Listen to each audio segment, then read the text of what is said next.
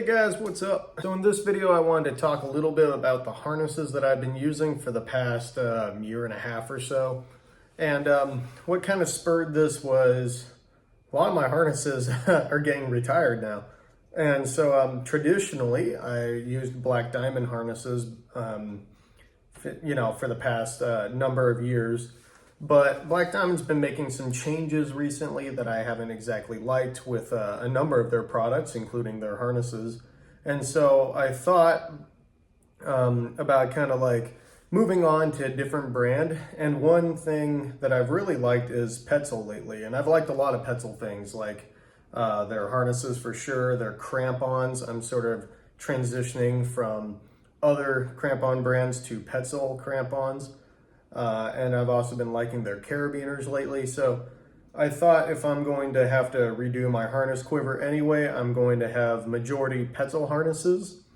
These aren't all the harnesses that I use in my full-on quiver. I have some other ones that I still will use for whatever reason. And I think, in the next week or so, you can look out for my full harness quiver video, because as long as I'm making a video about this, I might as well do a full out quiver. But this video is just talking about why I'm moving from black diamond harnesses to Petzl harnesses. And it's mostly in terms of quality. So first thing I'm gonna do is let's talk about just the quiver of harnesses that I've been using. And this is stuff that you could use for really like 90% of your daily guiding, or at least my daily guiding. But in your world, if you're just a sport climber or if you're just a mountaineer, then I have a harness on this table for you, I guarantee it. Ice climbing, sport climbing, mountaineering, even trad climbing, even big wall climbing, you could sort of use one of these harnesses, but it's getting a little thin. It would kind of suck to do a C2 8 pitch with any of these harnesses. First one I want to show you, we'll start from kind of like thinnest to heaviest. That could be a good one to do it. This is the Petzl Altitude. You can see right there, Altitude is a full-on mountaineering harness. This thing packs up to absolutely nothing. Or, like as small as it gets. For the sake of adding some info to the video, I'm going to read off the stats. I got my computer right here.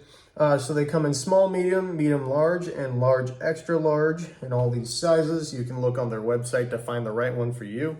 This one is the medium large because when I'm doing mountaineering, I'm most often in the mornings, I will be wearing about 3 layers, kind of thinner layers, but still about 3. And then when the sun comes out, I may go down to like a t-shirt. So I got the medium large, so that way it can expand with the layers that I wear. I could totally fit this. I bet you if I climbed like Everest and I used this harness, I could fit the down suit, this over the down suit, no problem. Leg loops may get a little tight, but I go as a smaller male, medium large. That's a good one. The weight on the medium large is 160 grams. So, that's pretty light. Features 2 gear loops right here. You do have on the leg loops these little straps right here, and the idea with that is you can clip an ice screw to the gear loop and then tuck the screw into the leg loop, so that way it doesn't jangle around. This harness is made with ski mountaineering in mind. So you can wear it for like climbing Coleman Deming on Baker, but you can also wear it for like rappelling into the Snot Couloir in Snoqualmie Pass or something like that. And then if you were skiing the Coleman Deming or whatever, you need an ice screw for, you can slot that into your leg loops. This harness in particular doesn't have any slots on the waist belt for ice clippers. I think that's totally fine. I'm only ever gonna carry at most 4 ice screws with this harness. And what I do is I just clip into a carabiner and put them on the gear loop. I don't really like having ice clippers on my mountaineering harness, or kind of any of these harnesses when I'm wearing a backpack, because I like to use the waist belt with my pack and the ice clippers get in the way of that. So if I just hang it from a carabiner from the gear loop, I can still use my waist belt and I like that. So Yeah, this has been my new ski mountaineering harness or standard mountaineering harness. I've been using it for I bought it around this time last year. So yeah, about a year, and it holds up. The interesting part about this harness and the next one I'm going to show you is every time I pull it out of my backpack, it does seem to get tangled, which is funny. I haven't had that with other mountaineering harnesses, but so yeah, just get good at untangling it. That's just like a weird feature, but it never really, I mean, that's just part of life. Oh, another thing that I really like about this, and I want in all of my mountaineering harnesses, is it does come with a belay loop, which I find pretty useful. All right, moving up to the next size and weight of harnesses. This is the newest Petzl harness I got. I got this around April or May or something. This is the Ceda harness. And so I've only been using it for about 4-ish months now. I've been using it for the whole alpine guiding season. And I've pretty much been rolling with this harness because I've been doing really only technical work this entire alpine year. I like the fixed leg loops. I find that, you know, it's just nice to keep the harness simple. The belay loop is what it is. It's a nice thin belay loop. That's what I like on my mountaineering ice climbing harnesses, is a thin belay loop. When I get into more of the rock world, I actually prefer a fatter belay loop. So, and that generally corresponds with all these alpine style harnesses, so that works out. Other features, let's see now, the side right here, it's hard to tell, but you can fit in an ice clipper slot right there. I did get Petzl ice clipper slots with this Petzl harness rather than using my BD ones, and I feel like they fit a little bit better, but you can let me know in the comments how it works for you. Here you go. I happen to have an ice clipper right here. So if I slot that in, yeah, I feel like actually the newer Black Diamond ones fit pretty well. So maybe that whole point is moot. One interesting part is this is the front gear loop. It actually has this little divider thing. So you could put like cams and quick draws or whatever you want. I really like how big this front loop is. And then ice clipper slots, I just find that it clips perfectly through the carabiner. I think that's what they were going for. So you have 2 on each side. Yeah, it looks like that's it. You get 2 ice clipper slots on each side of the harness. The back, you get a little extra chalk bag loop right there. And then the back gear loops took some getting used to for me. They're not formed. These are like formed to stay in the same orientation, whereas the back ones are a bit more floppy. So sometimes, depending on my backpack combo, I have a bit of trouble clipping gear into the back 2 loops, and it takes me like a few tries to make sure I actually get the carabiner through that loop. But that's only really if I'm wearing a backpack. As far as the stats on this harness, it comes in small, medium, or large.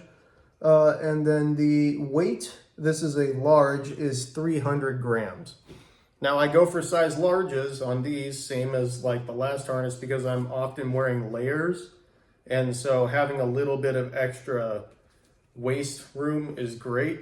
One thing I do if I'm wearing like a t-shirt like this, like no layers, is I do pretty much pull the adjustment all the way tight. So I start all the way tight, and then as I add jackets on, I may bump it out a little bit, but that's usually about what it looks like on my waist. I also really like that because it lines up the gear loops on the peak of my hip. So I actually get the gear loops on the right parts of my body.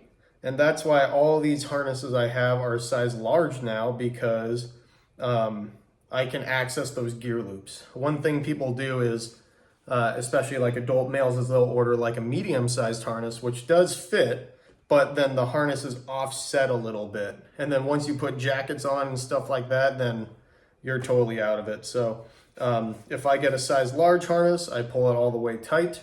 and the gear loops are where I want them to be. And even when I add on a jacket or two, the harness is still in the right orientation for me. So that's why I buy size large harnesses. Next harness is the Akila. Yeah, it's the Akila. So this harness, you could see like the last two were kind of like mountaineering oriented. Like the first one was for sure like non-technical mountaineering. The next one would be like technical mountaineering, ice climbing. Now I have a harness right here that's like kind of full-on trad climbing oriented. And different features with that is it has a bit more padding, waist belt. You know, it's just a little bit beefier material. And also the waist belt itself is wider, which just helps disperse your weight, you know, for hanging belays or doing some impromptu aid climbing, something like that. Leg loops fit that same model. They are larger and they have some padding. Other things is this harness has a bit more adjustability. So you can see how the leg loops have those adjustment buckles along with the same waist belt. They did save a little bit of weight in the belay loop right here. It's still kind of a thin, low profile belay loop, but that's totally fine. And then the big difference is in the gear loops. Look at all this. So they have the same design as the Ceda, where the front one is a lot more rigid, really easy to take things on and off, and then these back ones are floppy. But the actual like diameter of this gear loop is huge. And you have two of those on either side. And then the back gear loop is also huge. So one thing I like to use this for is long multi-pitch trad climbs, because actually you have a second one there too.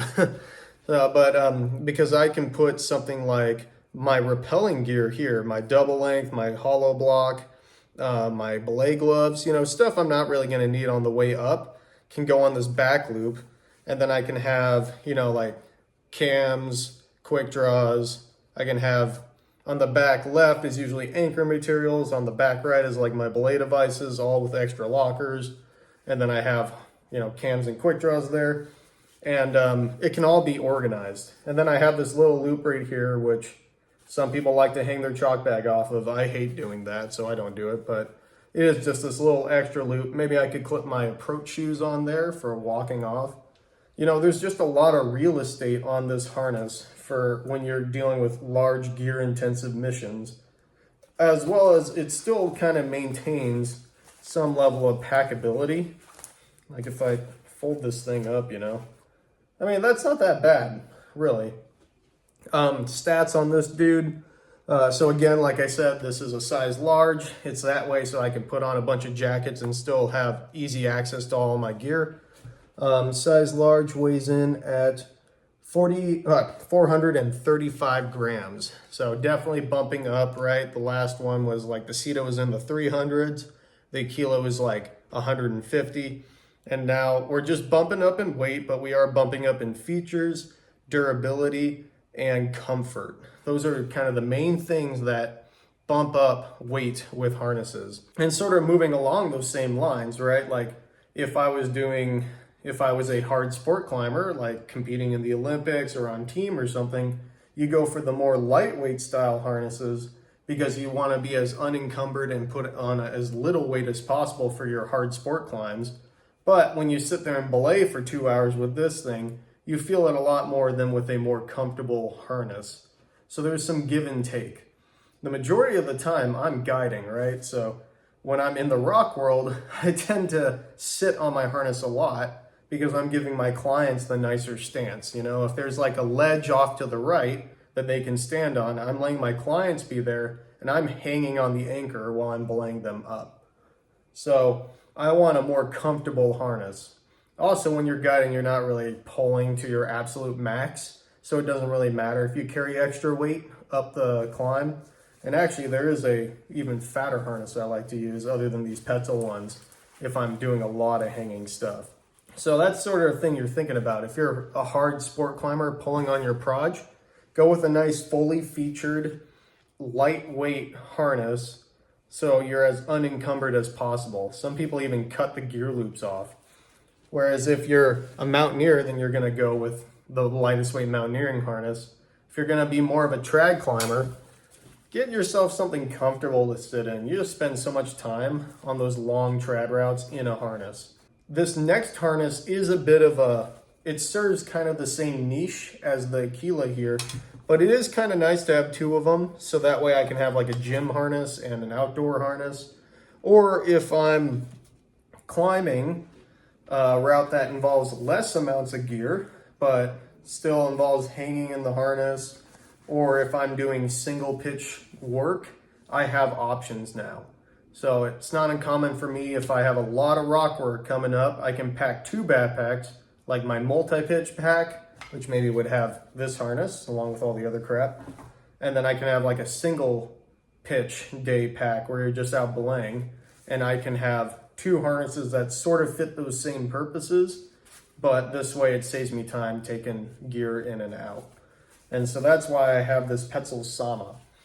This is also fairly cheap, especially with the deals that you get as a professional. So it's not too hard to afford a what you might call a beginner style harness. So this is the most amount of padding I have out of all the Petzl harnesses in this video.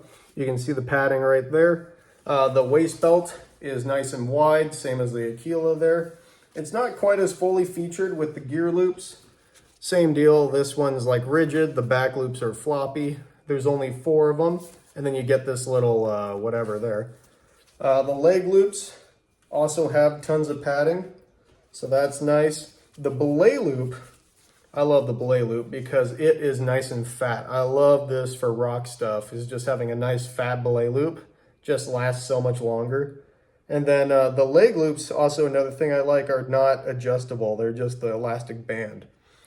So if I was doing something where I was wearing a bunch of layers, maybe late fall, early spring rock climbing, I may go with this harness because of the adjustable leg loops and more adjustability in general.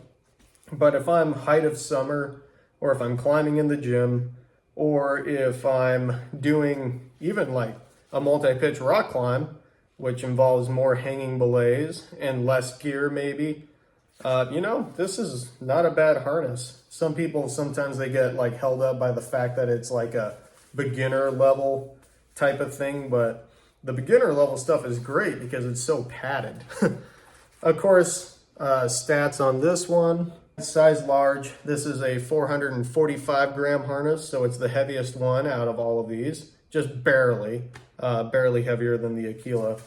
And that's what I mean by they serve kind of the same niche. It's like kind of just one extra harness to have in the pile, which I don't truly need, but they are still, it's still like a really good thing to have. And I think, you know, in the rock climbing world, if you do climb in the gym a lot, it's kind of nice to have your own gym harness, because you have to like put that little belay tag on there, you know, that says you can lead climb. I kind of hate walking into the climbing gym and having all my guide gear on my harness. It just looks stupid, and it's like unnecessary. Taking it on and off, I think, is annoying. So if I can have like a guiding harness and a gym harness, that's pretty nice. And then I can use my gym harness for something else. Yeah, so all the harnesses are size large. One thing that can happen that's a little annoying for me is in the height of summer, if I'm doing a ton of miles, I shrink. My body, like my waist shrinks just a little bit extra, and it can cause some rattliness if I have a lot of gear on these harnesses with the waist belt. So that's something that's a little annoying. And actually I found that this gray harness, the Sama, if I pull this one all the way tight, it's a little bit smaller, I would say, than the Akila harness when it's adjusted all the way tight. So sometimes I'll bring out the gray one just so that way I have the harness rattling around on my hips a little bit less. There are times where I'm just like right in between harness sizes, right in between a medium and a large. You know, the large pulled all the way tight is still a little loose, but the medium is too much of a difference, so that way the gear loops are now not set right. So it's a little bit of a special problem in my world. So that's kind of the current quiver of harnesses that I use for 95% of my guiding, maybe even more actually. All of them work for everything. You can ice climb with them. You can rock climb. You can mountaineer. You could just get one harness like this Akila and use it for everything. That'd be totally fine. If you do a wide range of things and you do a lot of it and you do it for a living like I do, it's nice to have a quiver of different setups. And after you do it for a while, you just wind up with a lot of these things. So like I said, this isn't even all the harnesses I own, and I have some more specialty style harnesses and some harnesses that are older, but I keep around as like backup harnesses in case I lose one of these. I'll make a different video talking about every harness I have and why I use them, but I wanted to make a special one just talking about Petzl harnesses in general.